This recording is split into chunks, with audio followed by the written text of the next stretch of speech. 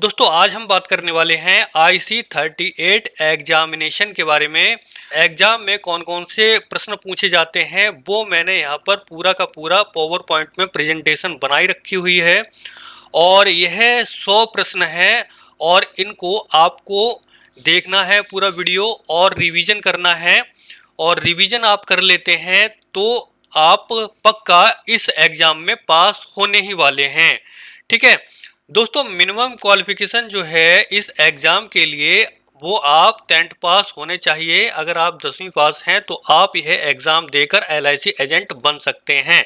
जैसे ही आप एग्जाम देने जाएंगे तो वहां पर आपको इस प्रकार से, जब आप एग्जाम दे देते हैं तो इस प्रकार से आपको पास और फेल का सर्टिफिकेट देखने को मिल जाता है।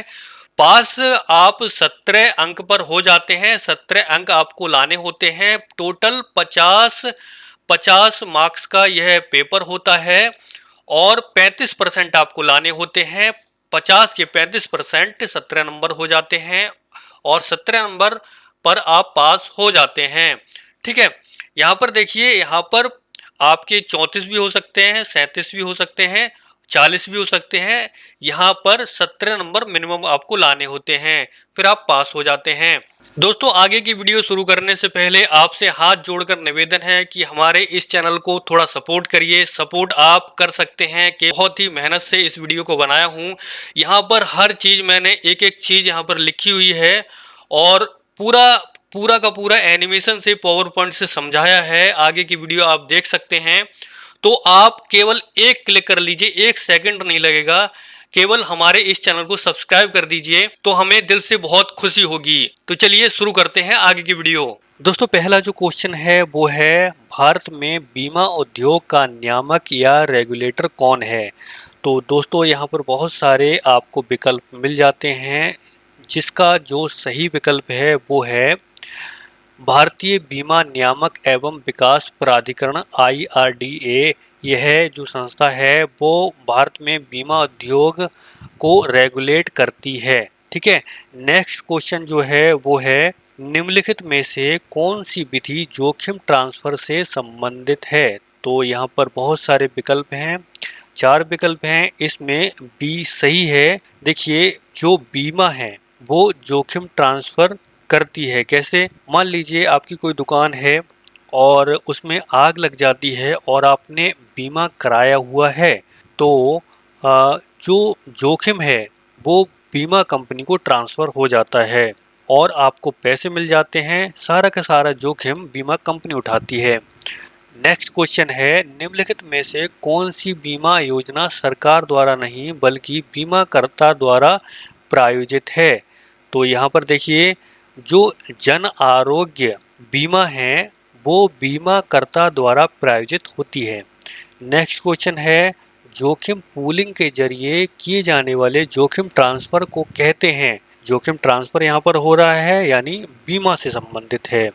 ठीक है, अब इसके बाद यहाँ पर नेक्स्ट क्वेश्चन आता है, जोखिम को घटाने के अवसरों को कम करने संबंधी उपायों को डैश कहते हैं। यहाँ पर देखिए, जो हानि रोकथाम, यहाँ पर देखिए बी बिल्कुल सही है।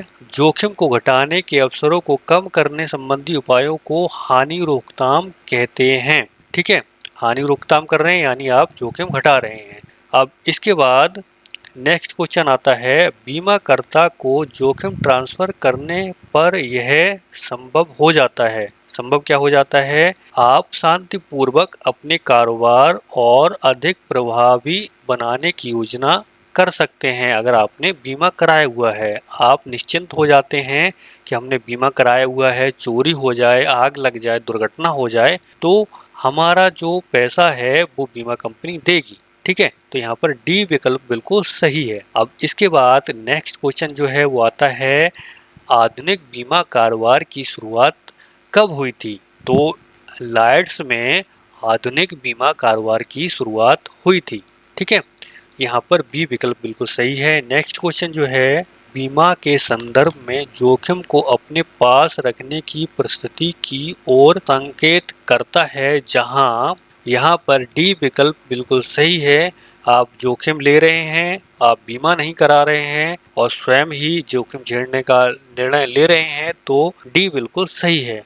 अब इसके बाद नेक्स्ट क्वेश्चन जो है वो है, उस परिदृश्य की पहचान करें जहां पर बीमा की जरूरत पर एक बहस की आवश्यकता नहीं है। तो दोस्तों, जैसे कि आप सभी लोग जानते हैं, अगर आप रोड पर कोई भी वाहन चलाते हैं तो उसका बीमा बिल्कुल अनिवार्य है। मोटर वाहन जो होते हैं उनका तृतीय पक्ष के दायित्व के लिए मोटर बीमा यहाँ पर अनिवार्य है। तो यहाँ पर देखिए सी विकल्प बिल्कुल सही है। अब इसके बाद नेक्स्ट क्वेश्चन आता है, भारत में डैश बीमा अनिवार्य है।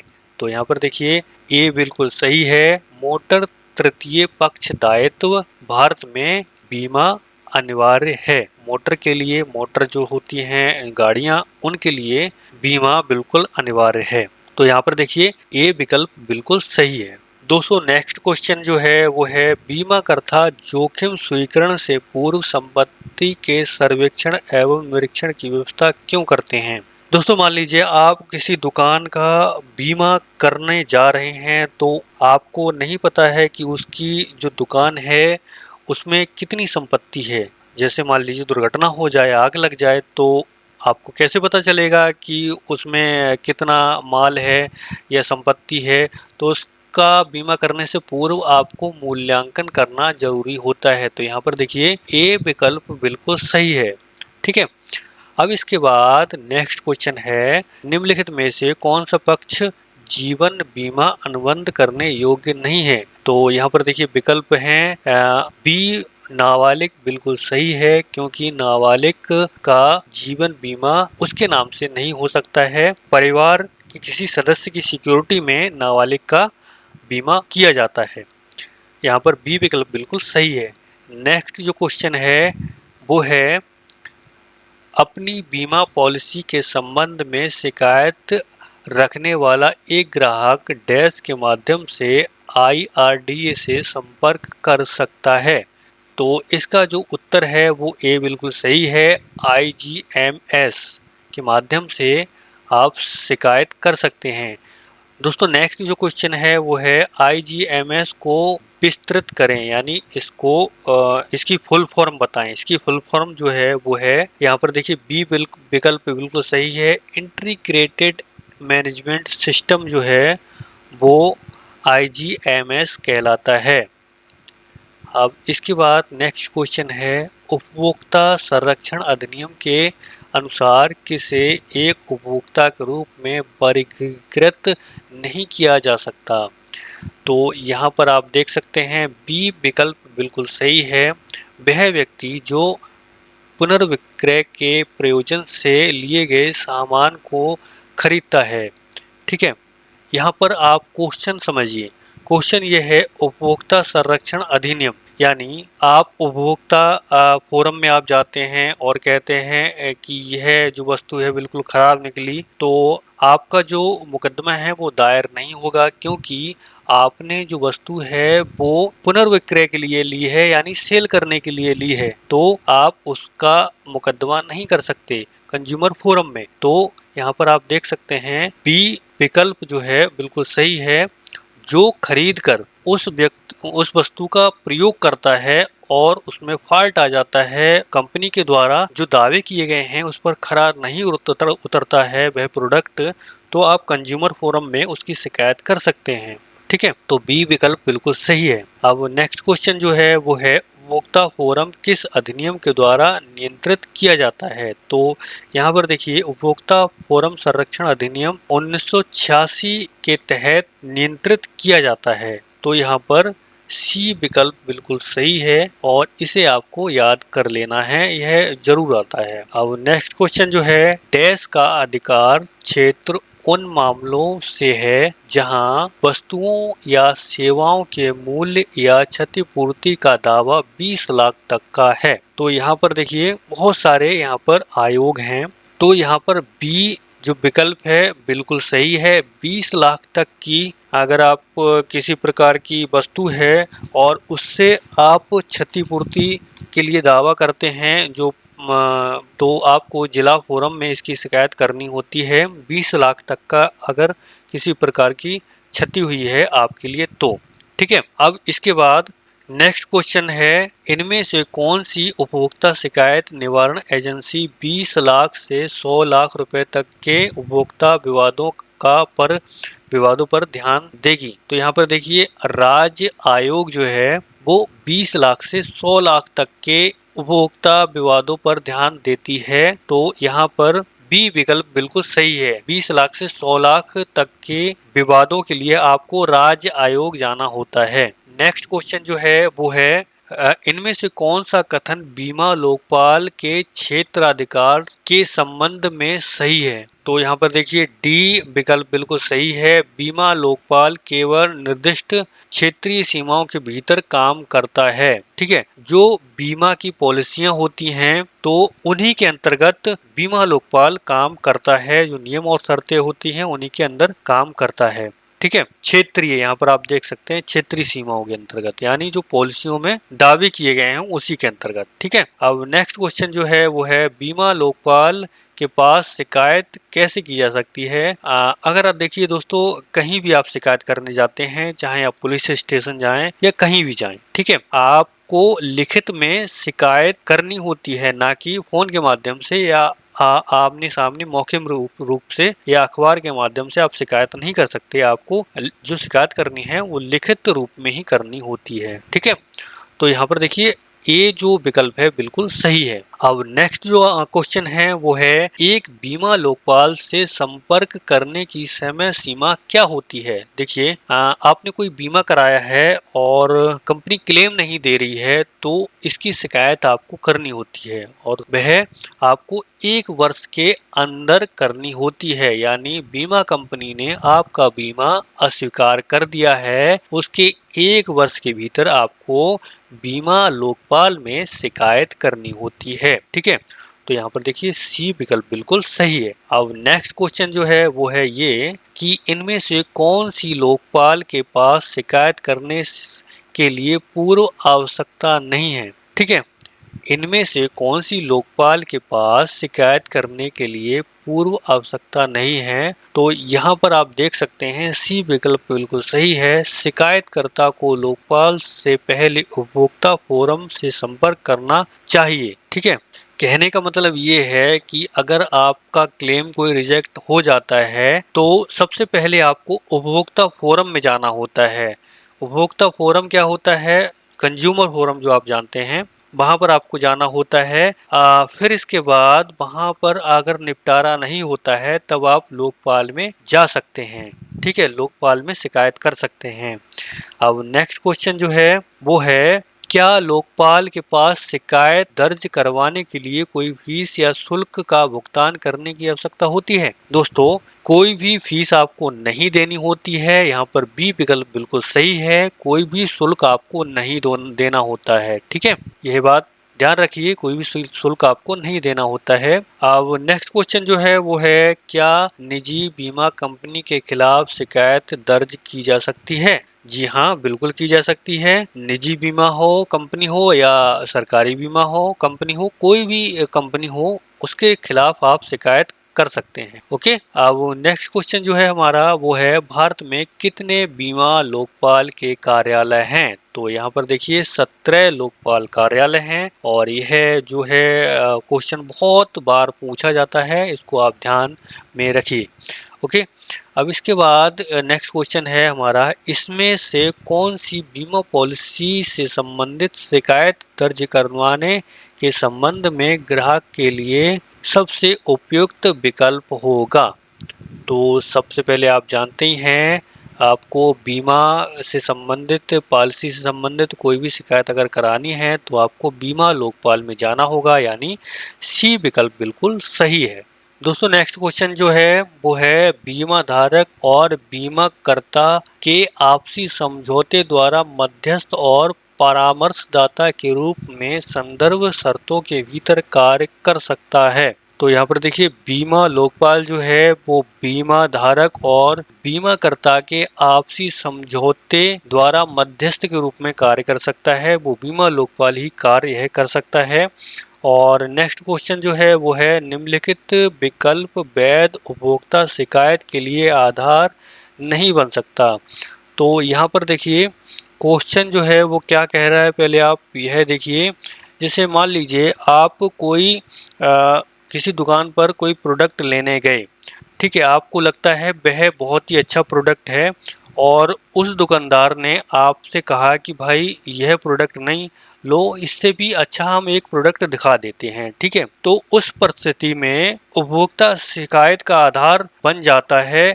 लेकिन अगर जो दुकानदार है वह कहता है कि आपको जो लेना है वो लीजिए, हम अपनी तरफ से सजेस्ट नहीं करते हैं कि आपको कौन सा प्रोडक्ट आपको लेना है, ठीक है, तो शिकायत का आधार नहीं बनता है। तो यहाँ पर देखिए बी जो विकल्प है बिल्कुल सही है। ग्राहक को अपनी श्रेणी में सबसे अच्छे उत्पादों की सलाह नहीं देने वाला दुकानदार उपभोक्ता शिकायत के लिए आधार नहीं बन सकता है, ठीक है, क्योंकि उसने तो आपने जो मांगा वही दिया है, लेकिन अपनी तरफ से उसने कोई भी प्रोडक्ट की सलाह नहीं दी है। और नेक्स्ट क्वेश्चन जो है वो है जीवन बीमा के संदर्भ में बीमा योग्य हित कब विद्वान होना जरूरी है। तो यहाँ पर देखिए बीमा कराते समय बीमा योग्य हित विद्वान होना जरूरी है। और क्वेश्चन क्या कह रहा है पहले यह भी समझ लीजिए। जैसे मान लीजिए कोई व्यक्ति है, अगर उसको बीमा की जरूरत नहीं है, ठीक है,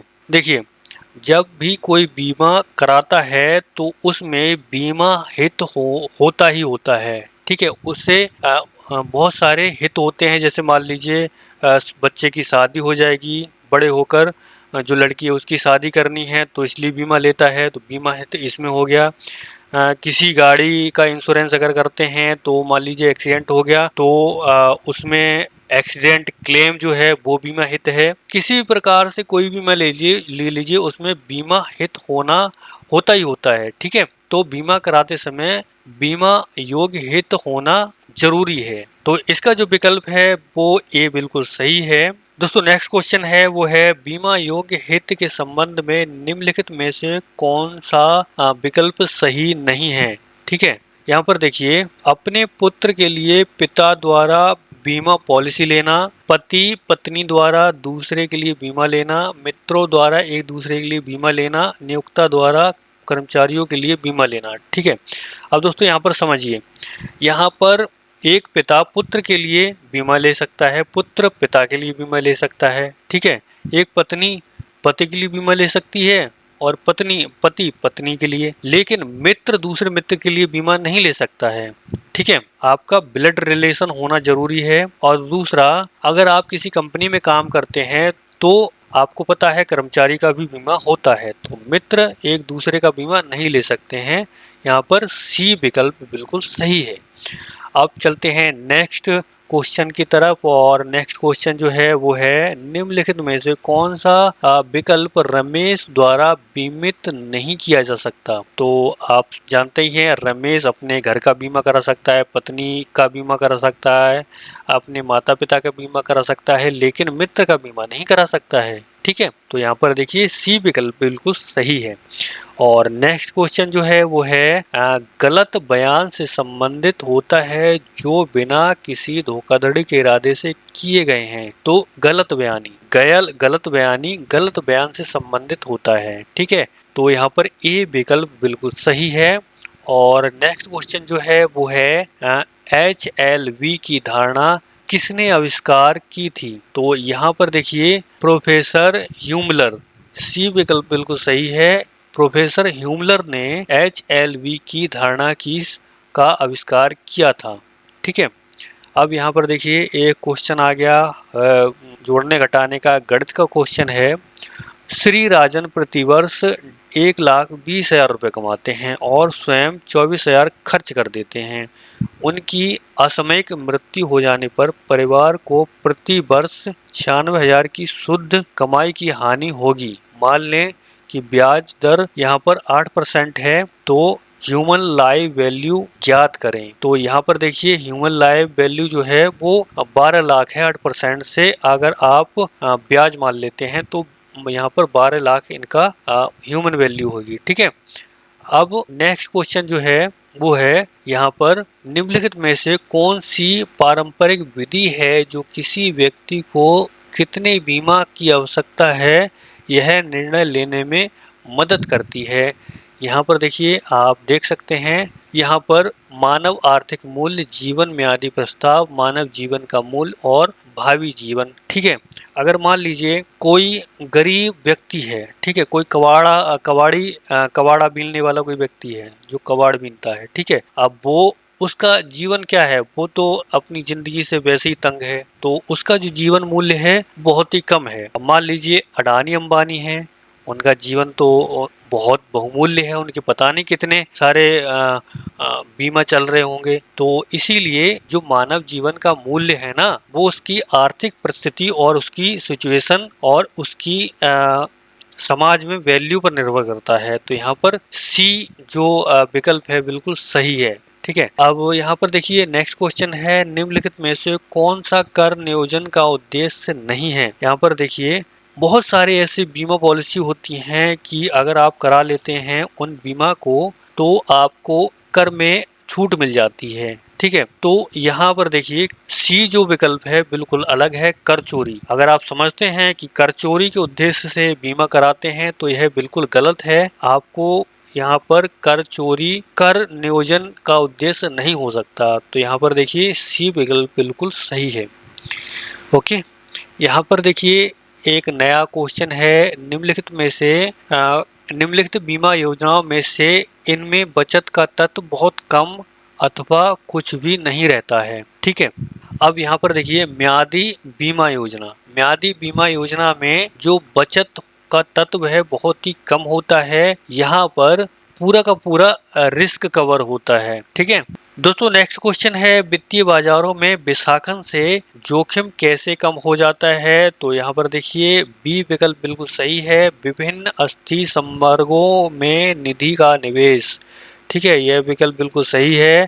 और नेक्स्ट क्वेश्चन पे चलते हैं, निम्न में से कौन सा धन संचयन उत्पाद है। तो यहाँ पर देखिए शेयर जो है वो धन संचयन उत्पाद है। अब नेक्स्ट क्वेश्चन जो है वो है, जीवन के किस चरण में व्यक्ति पूर्व बचतों को सर्वाधिक महत्व देगा।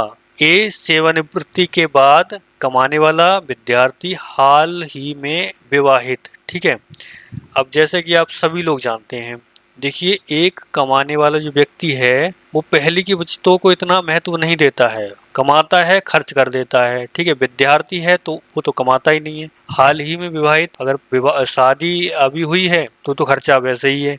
लेकिन अगर कोई रिटायर्ड पर्सन है, ठीक है, उसे 6,000 भी पेंशन मिल रही है जो सरकार द्वारा मिलती है, ठीक है, उसको भी बहुत ज्यादा महत्व देता है। लेकिन कमाने वाला व्यक्ति इतना महत्व नहीं देता है। ठीक है, तो आप समझ सकते हैं सेवानिवृत्ति के बाद व्यक्ति पूर्व बचतों को सर्वाधिक महत्व देता है, रिटायर्ड के बाद, यानी जो बुढ़ापा आ जाता है तब। ओके, अब बात करते हैं नेक्स्ट क्वेश्चन की, निवेश समय सीमा और प्रतिफल के बीच क्या संबंध है।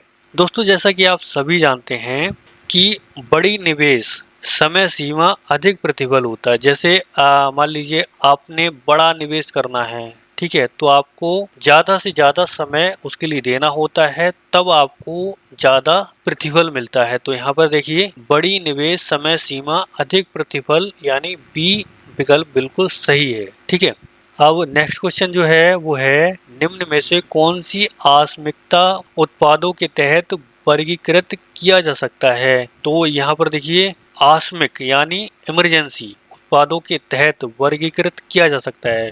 मान लीजिए किसी का एक्सीडेंट हो गया, उसने बीमा कराया है, तो यहाँ पर देखिए एक्सीडेंट हो गया है तो यानी आकस्मिक कोई दुर्घटना हो गई है, तो यहाँ पर जीवन बीमा उसके लिए काम आएगा, उसे पैसे मिलेंगे, उपचार के लिए भी पैसे मिलेंगे। तो जीवन बीमा जो है वो आकस्मिक उत्पादों के तहत वर्गीकृत किया जाता है। ठीक है, यहाँ पर बी विकल्प बिल्कुल सही है। दोस्तों नेक्स्ट क्वेश्चन है, अगर पॉलिसी जारी करते समय कुछ नियम और शर्तों को अगर बदला जाता है, उनको संशोधित किया जाता है, तो वह किसके माध्यम से किया जाता है। तो वह पृष्ठांकन के माध्यम से किया जाता है। एक स्टाम्प पेपर होता है, उस पर नियम और शर्तें बदल दी जाती हैं। ठीक है, तो पृष्ठांकन के माध्यम से संशोधन किया जा सकता है। ओके, तो बी विकल्प बिल्कुल सही है। दोस्तों नेक्स्ट क्वेश्चन है, निम्नलिखित में से कौन सा एक अमूर्त उत्पाद है। मूर्त और अमूर्त को आप समझ लीजिए। मूर्त का मतलब होता है कि जो दिखाई देता है, जैसे मुझे घर दिखाई दे रहा है, मेरी गाड़ी दिखाई दे रही है, ठीक है, मुझे मेरी मोटरसाइकिल बाइक दिखाई दे रही है, तो वह मूर्त संपत्ति होती है। और अमूर्त संपत्ति होती है जैसे जीवन बीमा। जीवन बीमा जो है वो एक अमूर्त संपत्ति है, अमूर्त उत्पाद है, ठीक है, वो दिखाई नहीं देता है।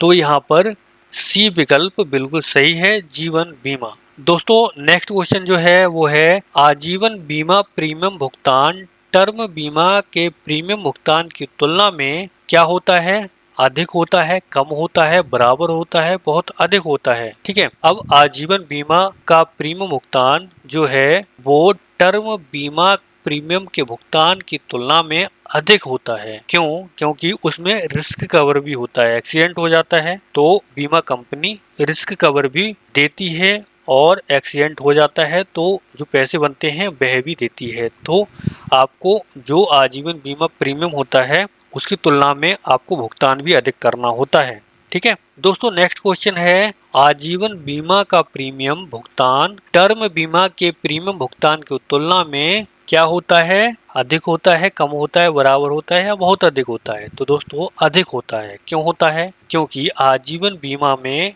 रिस्क कवर भी इंक्लूड होता है, जिसकी वजह से आपको प्रीमियम का भुगतान अधिक करना होता है, ठीक है। अब यहाँ पर ए विकल्प बिल्कुल सही है। नेक्स्ट क्वेश्चन जो है वो है अपने जीवन बीमा के लिए आपने प्रीमियम का भुगतान जितना डैश मृत्यु की स्थिति में लाभार्थी को क्षतिपूर्ति का भुगतान उतना ही डैश होगा। क्या होगा? जैसे मान लीजिए यहाँ पर आपने प्रीमियम का भुगतान अधिक किया, ठीक है, तो क्षतिपूर्ति का भुगतान भी उतना अधिक होगा। मान लीजिए आपकी पॉलिसी 12,000 की है, 12,000 में आपका रिस्क कवर 10 लाख रुपए है। अगर आप उसे 12,000 को बढ़ाकर आप 24,000 रुपए कर देते हैं प्रीमियम, तो आपका रिस्क कवर 20 लाख रुपए हो जाता है। तो इसी प्रकार से जितना आप प्रीमियम का भुगतान अधिक करेंगे उतना आपको क्षतिपूर्ति का भुगतान अधिक मिलेगा, ठीक है। तो यहाँ पर देखिए ए विकल्प बिल्कुल सही है। ओके, इसके बाद यहाँ पर क्वेश्चन है बंधक मुक्ति बीमा के पीछे क्या उद्देश्य है? दोस्तों बंधक मुक्ति बीमा क्या होता है कि मान लीजिए आपने कोई आवास पे या जमीन पर लोन लिया है, ठीक है, उसकी सुरक्षा के लिए आप एक बीमा कराते हैं जिसका नाम होता है बंधक मुक्ति बीमा, ठीक है। तो यहाँ पर बी विकल्प बिल्कुल सही है। आवास ऋण लेने के लिए जो सुरक्षा प्रदान करता है वह बंधक मुक्ति बीमा होता है। ओके, अब नेक्स्ट क्वेश्चन है बंधक मुक्ति बीमा MRI को डैश के अंतर्गत वर्गीकृत किया जाता है। तो यहाँ पर घटती टर्म जीवन बीमा के अंतर्गत वर्गीकृत किया जाता है बंधक मुक्ति बीमा को, ठीक है। दोस्तों नेक्स्ट क्वेश्चन है घटती म्यादी बीमा के प्रीमियम का भुगतान समय के साथ स्थिर रहता है, ठीक है। रिस्क कवर घटता जाता है लेकिन प्रीमियम का भुगतान आपको उतना ही करना होता है जितना दिया गया है, ठीक है, तो स्थिर रहता है। सी विकल्प बिल्कुल यहाँ पर सही है। दोस्तों अब यहाँ पर एक और क्वेश्चन है घटती म्यादी बीमा के संबंध में नीचे दिया गया कौन सा कथन गलत है, ठीक है। गलत कौन सा है? यहाँ पर देखिए बी विकल्प जो है बिल्कुल गलत है। प्रीमियम राशि कवरेज की अवधि के साथ कम हो जाता है। देखिए प्रीमियम की राशि जो है वो उतनी ही रहती है, ठीक है। यह जो कथन है बिल्कुल गलत है। अब नेक्स्ट क्वेश्चन है वो है अगर सुरेश की संपत्ति को गिरवी नेक्स्ट क्वेश्चन है अगर सुरेश किसी संपत्ति को गिरवी रखता है और चाहता है कि अपनी ऋण की रक्षा के लिए एक योजना बनाए जो उसकी आवश्यकता के अनुसार अधिक संभावना होगी। कहने का मतलब है कि सुरेश किसी संपत्ति को गिरवी रखता है, ठीक है, और वो जो संपत्ति है वो कुर्क ना हो जाए, यानी वो ऋण में ही ना चली जाए, उसके लिए कौन सा बीमा कराना चाहिए? तो यहाँ पर देखिए बंधक मोचन योजना के तहत बीमा अगर करा लेता है सुरेश, उसके ऋण की भी रक्षा हो जाएगी और गिरवी की रक्षा भी हो जाएगी, ठीक है। तो यहाँ पर बी विकल्प बिल्कुल सही है। दोस्तों नेक्स्ट क्वेश्चन है मुख्य आदमी बीमा के तहत बीमित राशि आमतौर पर किससे जुड़ी होती है? तो इसका जो विकल्प है सी बिल्कुल सही है, व्यापार हानि की भरपाई मुख्य आदमी बीमा के तहत आमतौर पर जुड़ी होती है। ठीक है दोस्तों, नेक्स्ट क्वेश्चन है, कंपनी की बिक्री में सुरेश का योगदान 20% है। ठीक है, वह अपने काम को जारी रखने में असमर्थ है। उसकी विकलांगता के बाद कौन सी पॉलिसी नुकसान की भरपाई के लिए कंपनी की मदद करेगी? तो यहाँ पर बहुत सारे प्लान दिए गए हैं, तो इसमें जो सबसे बेस्ट प्लान है प्रमुख व्यक्ति बीमा, जो है वो अगर व्यक्ति काम करते करते अगर विकलांग भी हो जाता है तो प्रमुख व्यक्ति बीमा जो है वो उसकी भरपाई कंपनी की तरफ से करती है। ठीक है दोस्तों, नेक्स्ट क्वेश्चन जो है, प्रमुख व्यक्ति बीमा पॉलिसी के तहत बीमा धन आमतौर पर इनमें से किससे जुड़ी होती है? दोस्तों, जो प्रमुख व्यक्ति बीमा होता है वह व्यवसाय का जो लाभ होता है उसके अंतर्गत प्रमुख व्यक्ति बीमा किया जाता है। ठीक है, तो जो व्यवसाय है उसकी लाभप्रदायकता के अनुसार ही प्रमुख व्यक्ति बीमा पॉलिसी की जाती है, तो विकल्प बी बिल्कुल सही है। दोस्तों, नेक्स्ट क्वेश्चन है, निम्नलिखित में से किसी एक म्यादी पॉलिसी खरीदने की सबसे अच्छी सलाह दी जाती है? यहाँ पर देखिए सी विकल्प बिल्कुल सही है। एक ऐसा व्यक्ति जिसे बीमा की जरूरत है लेकिन बजट कम है, अगर बजट कम है लेकिन बीमा की उसे जरूरत है तो म्यादी पॉलिसी वह खरीद सकता है। ठीक है दोस्तों, नेक्स्ट क्वेश्चन जो है वो है, यूनिवर्सल जीवन बीमा पॉलिसी पहली बार कहाँ शुरू की गई थी? तो यह जो यूनिवर्सल जीवन बीमा पॉलिसी है ना वो अमेरिका में सबसे पहले शुरू की गई थी, तो ए विकल्प बिल्कुल सही है। नेक्स्ट क्वेश्चन है, नीचे दिया गया कौन सा विकल्प MWP अधिनियम के मामलों के संदर्भ में सही है? तो यहाँ पर देखिए, कथन एक, मृत्यु दावे का निपटारा नामितियों के पक्ष में किया जाता है। दूसरा, मृत्यु दावों का निपटारा न्यायसी के पक्ष में किया जाता है। तो यहाँ पर देखिए विकल्प बी बिल्कुल सही है, मृत्यु दावों का निपटारा न्यायसियों के पक्ष में किया जाता है। ओके दोस्तों, नेक्स्ट क्वेश्चन है, एक पॉलिसी MWP अधिनियम के तहत ली गई है। ठीक है, अगर पॉलिसी धारक पॉलिसी के तहत लाभों को प्राप्त करने के लिए एक विशेष न्यासी नियुक्त नहीं करता है तो पॉलिसी के तहत प्राप्त राशि को कहाँ दे दिया जाएगा? ठीक है, तो परिजनों को दे दिया जाएगा, राज्य के सरकारी न्यासी को दे दिया जाएगा, बीमा कंपनी को, या बीमा धारक को? तो सबसे पहले आप प्रश्न को समझें। जैसे मान लीजिए कोई रमेश नाम का व्यक्ति है, ठीक है, उसने एक बीमा कराया है, अगर बाई चांस या भगवान ना करे उसके साथ दुर्घटना हो जाए और वह मर जाए तो जो पॉलिसी है अगर उसने कोई भी नॉमिनी नहीं बनाया है, नॉमिनी यानी उसकी मृत्यु के बाद जो क्लेम है वो किसे दिया जाएगा, वो वह उसने नियुक्ति नहीं किया है। ठीक है, तो ऐसी स्थिति में जो कंपनी जो क्लेम देगी तो वो किसे देगी? परिजनों को देगी, या सरकार के सरकारी न्यासी को देगी, बीमा कंपनी को देगी, या बीमा धारक को देगी? तो यहाँ पर देखिए बी विकल्प बिल्कुल सही है, राज्य के सरकारी न्यासी को जो धनराशि है वह दे दी जाएगी। ठीक है, परिजनों को बिल्कुल भी नहीं मिलेगी क्योंकि वो नॉमिनी नहीं है। ठीक है, अब इसके बाद नेक्स्ट विकल्प जो है दोस्तों, नेक्स्ट क्वेश्चन जो है वो है, महेश ने उधार की पूंजी से एक व्यवसाय शुरू किया। ठीक है, अब उसकी आकस्मिक मृत्यु हो जाती है।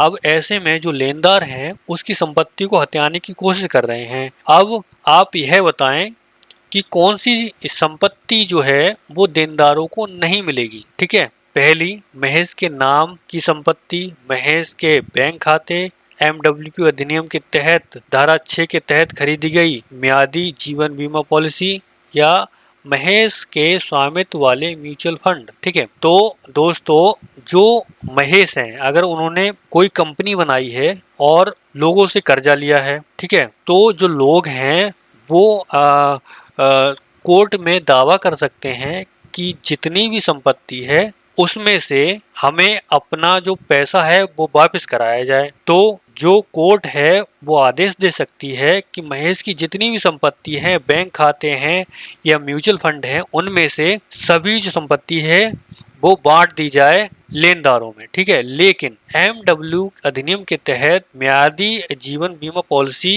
की जो धनराशि है वो किसी भी लेनदार को नहीं दी जाएगी, वो केवल नॉमिनी को दी जाएगी और महेश को दी जाएगी। ठीक है, तो यहाँ पर देखिए सी विकल्प बिल्कुल सही है। दोस्तों नेक्स्ट क्वेश्चन है, नीचे दिए गए विकल्पों में से कौन सा एमडब्ल्यूबी अधिनियम के मामलों के संदर्भ में सही है। ठीक है, पहला, परिपक्वता दावों के चेक पॉलिसी धारकों को भुगतान किए जाते हैं। दूसरा, परिपक्वता दावों के चेक न्यासियों के भुगतान किए जाते हैं। ठीक है, तो पहले दोस्तों प्रश्न को आप समझें। प्रश्न क्या है? प्रश्न ये है कि किसी व्यक्ति ने एक बीमा पॉलिसी कराई। ठीक है, एक 10 लाख की बीमा पॉलिसी कराई है और 10 साल के लिए उसने प्रीमियम जमा किया है। ठीक है, अब प्रीमियम जमा किया है, 10 साल के बाद 10 लाख की उसे मतलब एक सेटल अमाउंट मिलने वाली है।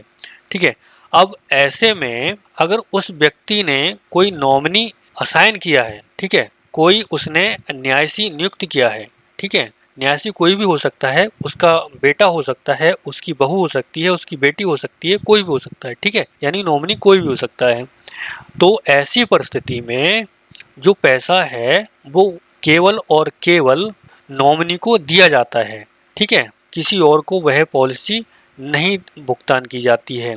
तो यहाँ पर देखिए बी विकल्प बिल्कुल सही है। नेक्स्ट क्वेश्चन जो है वो है, इनमें से मानक आयु प्रमाण का कौन सा उदाहरण नहीं है।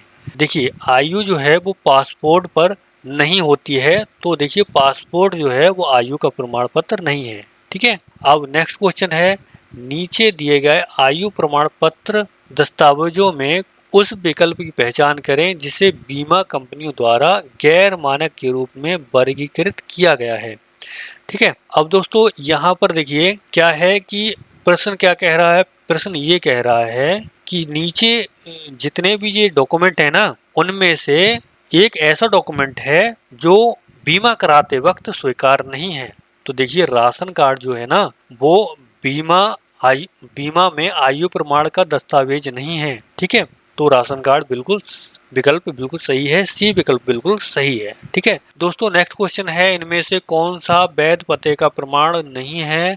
और तो यहाँ पर देखिए 4 विकल्प हैं। 4 में से यहाँ पर देखिए पहला है पैन कार्ड, मतदाता पहचान पत्र, बैंक पासबुक, ड्राइविंग लाइसेंस। तो दोस्तों जो पता होता है वो पैन कार्ड पर नहीं होता है और बाकी सब पर होता है। तो यहाँ पर देखिए पैन कार्ड जो है वो वैध पते का प्रमाण पत्र नहीं है, यानी ए विकल्प बिल्कुल सही है। दोस्तों नेक्स्ट क्वेश्चन है, इनमें से किसे नैतिक खतरे के लिए जिम्मेदार नहीं ठहराया जा सकता। पहला, बीमा खरीद के बाद जोखिमपूर्ण व्यवहार बढ़ जाना। ठीक है, पहले आप इस क्वेश्चन को समझ लीजिए। मान लीजिए आपने कोई बीमा कराया है, ठीक है, और आप मोटरसाइकिल चला रहे हैं, बाइक चला रहे हैं रोड पर। पहले तो आप बहुत ही सावधानी चलाते थे, अब बीमा जैसे ही आपने करा लिया फिर तो आप बहुत ही रेस करते हैं, मतलब मटका मटका के बाइक चलाते हैं। तो कंपनी यह नहीं कह सकती कि भाई आप तो मटका मटका के बाइक चला रहे थे या आप तो ओवर रेसिंग कर रहे थे, इसलिए हम आपका क्लेम रिजेक्ट करते हैं। तो इसके लिए कंपनी जो है वो जिम्मेदार नहीं ठहरा सकती। विकल्प ए जो है बिल्कुल सही है। बीमा खरीद के बाद नैतिक जोखिमपूर्ण व्यवहार अगर बढ़ जाता है तो इसके लिए बीमा कंपनी इस क्लेम रिजेक्ट नहीं कर सकती, जिम्मेदार नहीं ठहरा सकती। ओके, अब नेक्स्ट क्वेश्चन है, प्रस्ताव बनाने के लिए इस्तेमाल किए जाने वाले आवेदन दस्तावेज को आमतौर पर डैश के रूप में जाना जाता है। ठीक है, अब प्रस्ताव अगर कोई बनाया जाता है तो उसे क्या कहा जाता है? प्रस्ताव पत्र कहा जाता है, आवेदन पत्र थोड़ी कहा जाता है। ना ही पंजीकरण फार्म कहा जाता है और ना तो हम सदस्यता ले रहे हैं, हम तो एक प्रस्ताव रख रहे हैं। इसके लिए हमें प्रस्ताव पत्र की आवश्यकता होती है, यानी उस आवेदन के दस्तावेज को हम प्रस्ताव पत्र कहते हैं। तो बी विकल्प बिल्कुल सही है। ओके, अब इसके बाद नेक्स्ट क्वेश्चन आता है, निम्नलिखित दस्तावेजों में से कौन सा विकल्प बीमा कंपनी और बीमा धारक के बीच हुए अनुबंध का साक्ष्य है? पहला, प्रस्ताव पत्र, बीमा पॉलिसी दस्तावेज और विवरण पुस्तिका या दावा पत्र। ठीक है, पहले आप यह देखिए दस्तावेज किसका मांग रहे हैं? बीमा का, बीमा धारक के लिए। ठीक है, बीमा कंपनी और बीमा धारक के बीच कौन सा दस्तावेज जरूरी होता है? बीमा पॉलिसी दस्तावेज। ठीक है, बीमा पॉलिसी दस्तावेज जरूरी होता है और जो भी दस्तावेज होते हैं, जो पॉलिसी आप कराते हैं, उनकी जो रिसीविंग होती है वह बीमा पॉलिसी दस्तावेज कहलाते हैं। तो बी विकल्प बिल्कुल सही है। ओके दोस्तों, नेक्स्ट क्वेश्चन है प्रथम प्रीमियम रसीद यानी FPR क्या दर्शाती है? सबसे उपयुक्त विकल्प चुनें। ठीक है दोस्तों, जब आपने कोई प्रीमियम लिया या पॉलिसी कराई तो आपको जो पहली जो स्लिप मिलती है पेमेंट, अगर आप जमा करते हैं, प्रीमियम में आप जमा करते हैं तो जो रिसीविंग मिलती है वह इस वक्त का साक्ष्य है कि आपकी जो पॉलिसी है वो शुरू हो गई है। ठीक है, तो यानी बी विकल्प बिल्कुल सही है। दोस्तों नेक्स्ट क्वेश्चन है मनी लॉन्ड्रिंग डैश धन को अर्थव्यवस्था में लाने की एक प्रक्रिया है जिसमें डैश इसके मूल को छुपाया जाता है ताकि यह कानूनी तौर पर हासिल किया गया प्रतीत हो सके। ठीक है, पहले प्रश्न को समझते हैं। देखिए, मनी लॉन्ड्रिंग क्या है? मनी लॉन्ड्रिंग क्या होती है कि जैसे कोई काला धन है जिस पे टैक्स ना देना पड़े, ठीक है, या विदेश से आप मनी लॉन्ड्रिंग करते हैं, विदेश भेजते हैं कोई पैसा, तो वो क्या होता है? अवैध होता है। ठीक है, तो मनी लॉन्ड्रिंग क्या है? एक अवैध धन है। ठीक है, और यह अवैध तरीके से लाया जाता है। तो यहाँ पर देखिए बी विकल्प बिल्कुल सही है, अवैध अवैध। ठीक है, मनी लॉन्ड्रिंग अवैध है, गैर कानूनी है और इसे छुपाना भी अवैध है। ठीक है दोस्तों, नेक्स्ट क्वेश्चन है अगर पॉलिसी धारक पॉलिसी से संतुष्ट नहीं है तो वह फ्री लुक अवधि के भीतर यानी पॉलिसी दस्तावेज प्राप्त करने के डैश के भीतर पॉलिसी वापस लौटा सकता है। तो दोस्तों 15 दिन के अंदर आप को अगर पॉलिसी पसंद नहीं आती है तो आप पॉलिसी वापस लौटा सकते हैं, मना कर सकते हैं कि आप पॉलिसी ये जारी नहीं रख सकते। ठीक है, तो यहाँ पर देखिए डी विकल्प बिल्कुल सही है। दोस्तों नेक्स्ट क्वेश्चन है फ्री लुक अवधि के दौरान पॉलिसी धारक द्वारा वापस लौटाई गई पॉलिसी के संबंध में नीचे दिया गया कथन कौन सा सही है? ठीक है, तो दोस्तों यहाँ पर देखिए सी विकल्प बिल्कुल सही है क्योंकि बीमा कंपनी कवर की गई अवधि के अनुसार बीमा कंपनी कवर की गई अवधि के लिए अनुपातिक प्रीमियम, चिकित्सा जांच और स्टाम्प चार्ज जो कंपनी ने अपनी तरफ से लगाए हैं उनको काटती है। ठीक है, जो चार्ज हैं वो काटती है। और अनुपातिक प्रीमियम क्या होता है वह आप समझ लीजिए। मान लीजिए आपने प्रीमियम कराया, मान लीजिए रमेश ने कोई प्रीमियम कराया और 10 दिन में उसकी कोई एक्सीडेंट हो जाता है तो आपसे कंपनी यह नहीं कह सकती कि हम प्रीमियम नहीं देंगे। ठीक है, हम रिस्क कवर नहीं देंगे, रिस्क कवर कंपनी को देना होगा। ठीक है, तो इसीलिए जो अनुपातिक प्रीमियम है वह कंपनी काट लेती है। ओके, तो यहाँ पर देखिए सी विकल्प बिल्कुल सही है। दोस्तों नेक्स्ट क्वेश्चन है इनमें से कौन सा एक मानक बीमा पॉलिसी दस्तावेज का पहला भाग मानक बनता है? तो यहाँ पर देखिए पॉलिसी अनुसूची जो है वो मानक बीमा पॉलिसी दस्तावेज का पहला मानक बनती है। ठीक है, और नेक्स्ट क्वेश्चन है दोस्तों बीमा पॉलिसी के लिए बीमा अधिनियम 1938 की डैश के तहत नामांकन की अनुमति दी जाती है। तो यहाँ पर देखिए धारा 39 के अंतर्गत नामांकन की अनुमति बीमा कंपनी के लिए दी जाती है।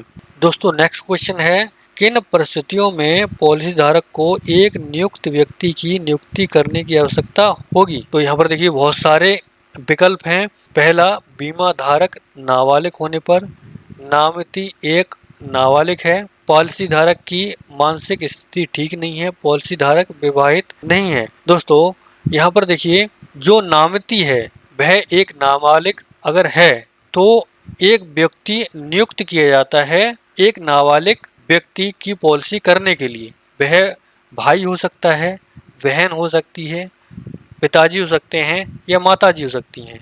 ठीक है, तो बी विकल्प बिल्कुल सही है।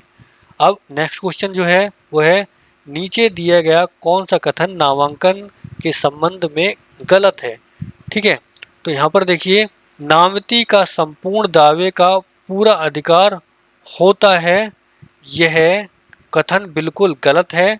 नामिती का संपूर्ण दावे का अधिकार नहीं होता है, कुछ दावा जो है वो जो संरक्षक हैं उनका भी रहता है।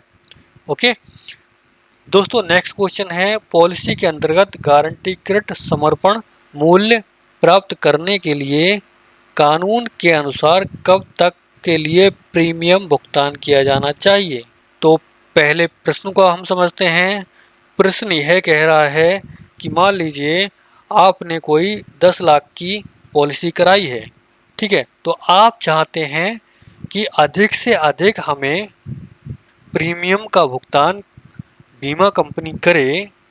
तो इसके लिए कम से कम लगातार आपको 3 वर्षों तक प्रीमियम का भुगतान करना है, तभी जो कंपनी है वो आपका प्रीमियम भुगतान पूरा करेगी।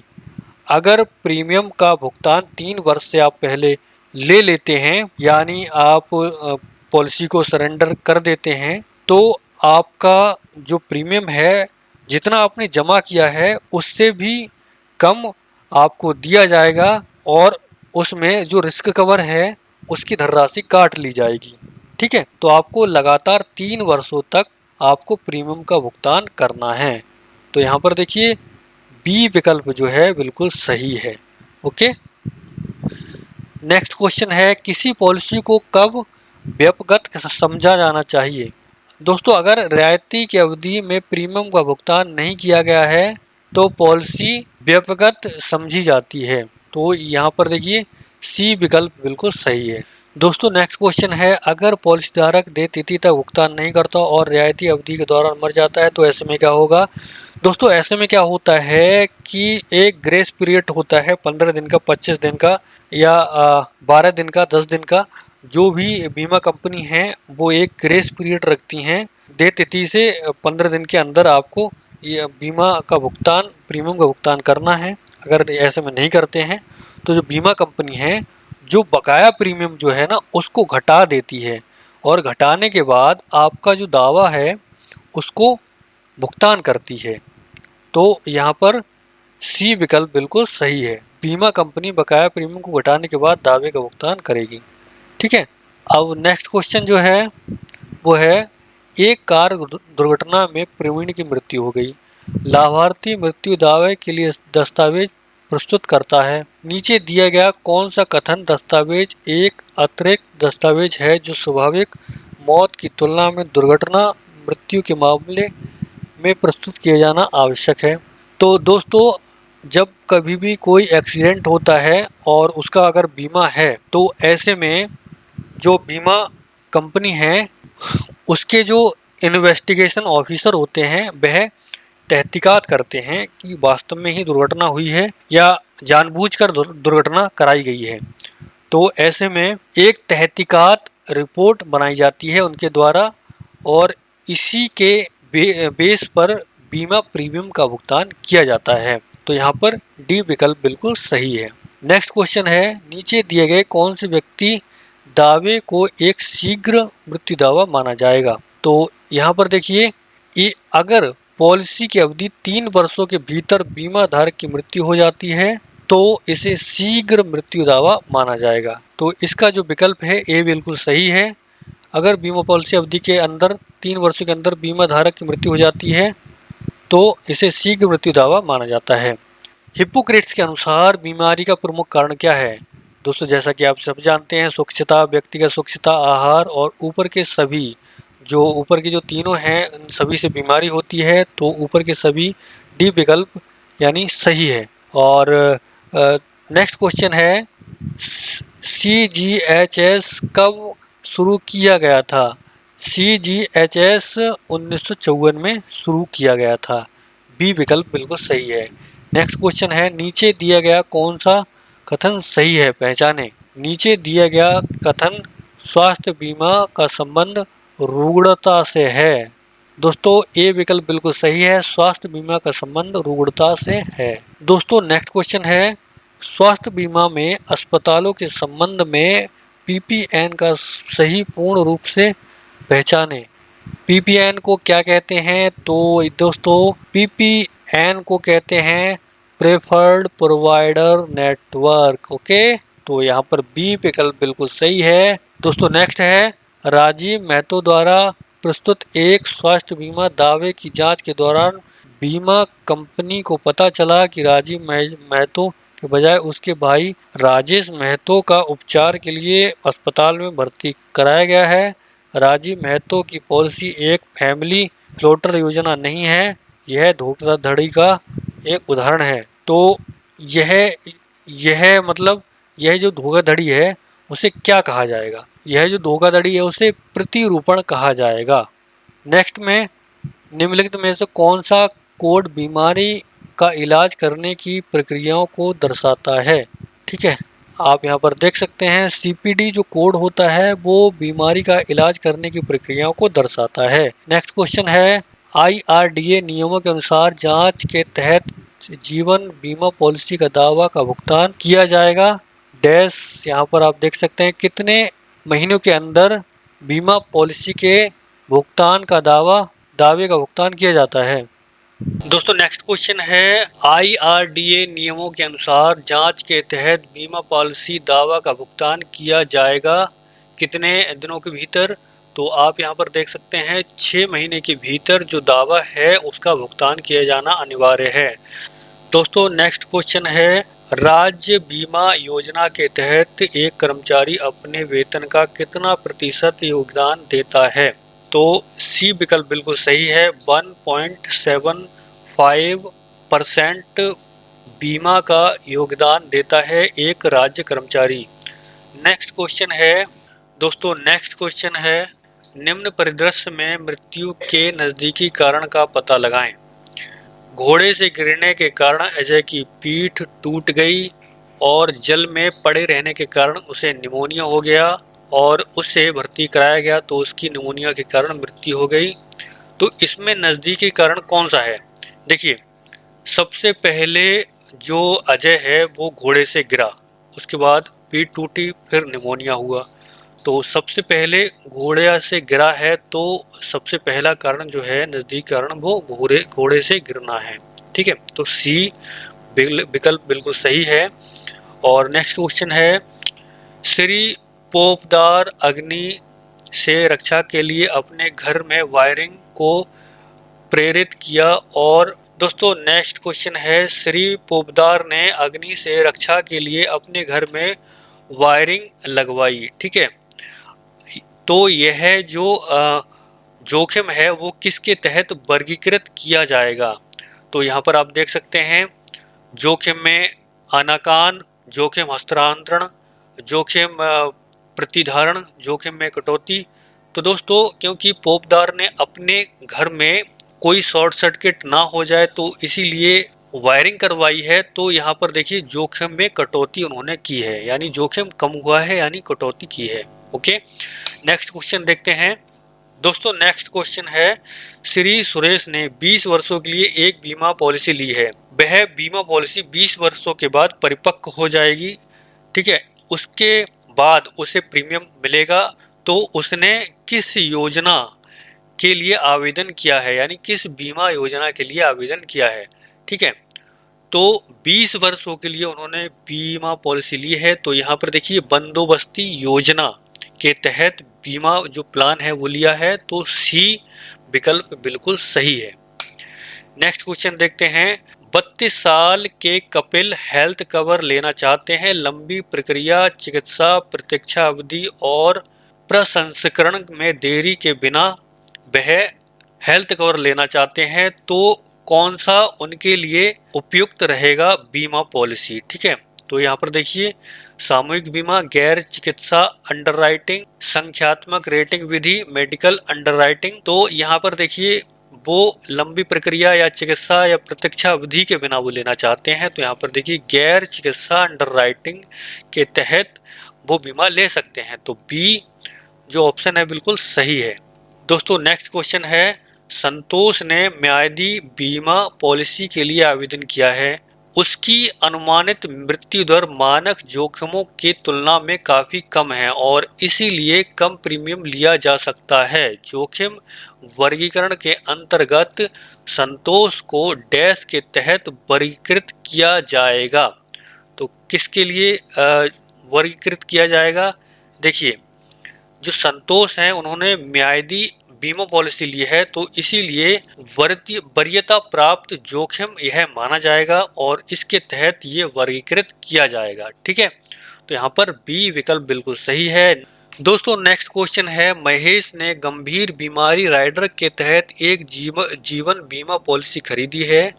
उसने करण के पक्ष में पॉलिसी का पूर्ण समुपदेशन किया है। महेश को दिल का दौरा पड़ता है और गंभीर बीमारी राइडर के तहत 50,000 रुपए का एक दावा उत्पन्न होता है। इस मामले में भुगतान किसे किया जाएगा, महेश को, करण को? तो यहाँ पर देखिए करण के पक्ष में 50,000 रुपए का एक दावा उत्पन्न होता है, तो भुगतान उन्हें ही किया जाएगा। ठीक है। नेक्स्ट क्वेश्चन आप देखिए यहाँ पर, शीतल 32 साल की सॉफ्टवेयर इंजीनियर है जिसकी प्रत्याशित मृत्यु दर मानक जीवन की तुलना में काफी कम है। शीतल को किसके अंतर्गत वर्गीकृत किया जाएगा? ठीक है, देखिए वो सॉफ्टवेयर इंजीनियर हैं और मृत्यु दर उनकी कम है, तो इसीलिए जो बीमा पॉलिसी है इसे पसंदीदा जोखिम कहती है, क्योंकि इसमें बहुत ही कम चांस हैं कि क्लेम बने। तो यहाँ पर देखिए बी जो ऑप्शन है बिल्कुल सही है, पसंदीदा जोखिम।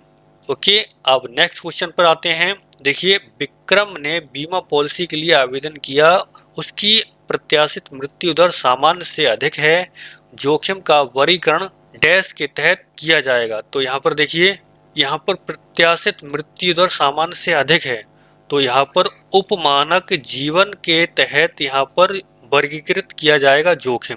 ओके, तो यहाँ पर कुछ और यहाँ पर सूचनाएं दी गई हैं जिनकी फुल फॉर्म आप यहाँ पर देख सकते हैं। IRDAI की फुल फॉर्म है insurance regulatory development authority of India, Hindi में भारतीय बीमा विनियामक एवं विकास प्राधिकरण। दूसरा है TPA का फुल फॉर्म होता है थर्ड पार्टी एडमिनिस्ट्रेटर, ठीक है, हिंदी में तृतीय पक्ष व्यवस्थापक।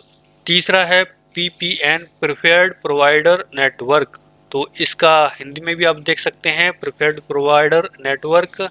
RTI आप यहाँ पर देख सकते हैं राइट टू इंफॉर्मेशन, सूचना का अधिकार। MRI मॉर्टेज रेडम्पशन इंश्योरेंस, बंधक मुक्ति बीमा, ठीक है। और नेक्स्ट है MWPA की फुल फॉर्म है मैरिड वुमेन प्रॉपर्टी एक्ट, विवाहित महिला संपत्ति अधिनियम। ऐसे ही कुछ और यहाँ पर आप देख सकते हैं। ESIC की फुल फॉर्म है एम्प्लॉय स्टेट इंश्योरेंस कॉरपोरेशन। और दोस्तों आप यहाँ पर देख सकते हैं कौन कौन से ऐसे निर्णय हैं जो कि 15 दिन में, 10 दिन में या 60 दिन में निपटाए जाते हैं, तो उनकी अवधि यहाँ पर लिखी हुई है। देखिए प्रस्ताव पत्र का निर्णय 15 दिन के अंदर होना ही होना है, अतिरिक्त दस्तावेज की मांग 10 दिन के अंदर, मुफ्त देखो अवधि यानी फ्री लुक पीरियड 15 दिन का होता है, बीमा लोकपाल का निर्णय पूरा करने का समय जो होता है वो है 15 दिन, रिन्यूअल प्रीमियम का भुगतान का अनुग्रह अवधि 30 दिन होती है और मृत्यु दावा का भुगतान 30 दिन का होता है, अस्पतालीकरण का पूर्व 30 दिन, अस्पतालीकरण के बाद 60 दिन, बीमा लोकपाल का निर्णय 90 दिन, शीघ्र मृत्यु दर का दावा के लिए जांच का समय 180 दिन या 6 महीने, शीघ्र मृत्यु दर का दावा 3 ईयर के अंदर होना है, मृत्यु दावा भुगतान के देर होने पर ब्याज 2% का ब्याज मिलता है। ओके, तो उम्मीद है दोस्तों आपको यह पसंद आया होगा। तो आप इसकी तैयारी बहुत ही अच्छे से करें। अगर आप इतने ही प्रश्न को बहुत ही अच्छे से तैयार कर लेते हैं तो उम्मीद है कि आप बहुत ही अच्छे नंबर के साथ पास हो जाएं। दोस्तों अगर आपको यह पसंद आया तो अपने दोस्तों को भेजें, शेयर करें। वीडियो देखने के लिए बहुत बहुत धन्यवाद।